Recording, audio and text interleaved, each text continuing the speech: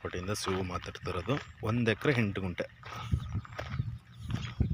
ಸುತ್ತ ಫೆನ್ಸಿಂಗ್ ಆಗಿದೆ, ಒಂದು ಬೋರ್ ಇದೆ, ಸ್ವಂತ TC ಇದೆ ನೋಡಿ. ಫುಲ್ಲು ಡಾಂಬರ್ ಟಚ್ಗಿರೋಂಥ ಲ್ಯಾಂಡ್,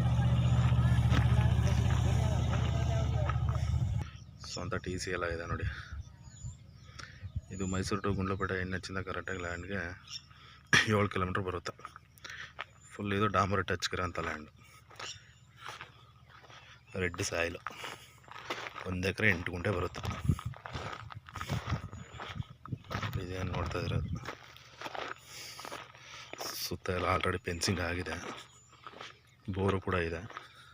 ಬಟ್ ಒಂದು ಮನೆ ಮಾತ್ರ ಮಾಡ್ಕೋಬೇಕು ಅಷ್ಟೆ.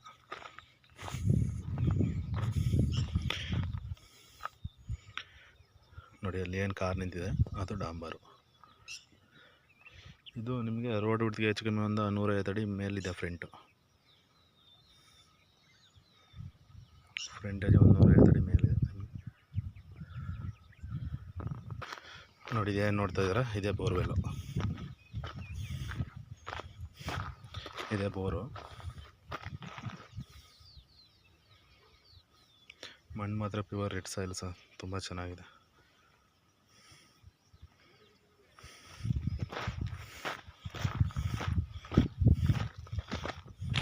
ಸೇಮ್ ನಿಮ್ಗೆ ಒಳ್ಳೆ ಬಾಕ್ಸ್ ಸ್ಟೆಪ್ಪಲ್ಲಿದೆ, ಜಾಗ ಮಾತ್ರ ಒಳ್ಳೆ ಸ್ಕ್ವೇರ್ ಸ್ಟೆಪ್ಪಲ್ಲಿದೆ. ಆಮೇಲೆ ರೈತರ ಹತ್ರ ಇರೋಂಥ ಪ್ರಾಪರ್ಟಿ ಇದು.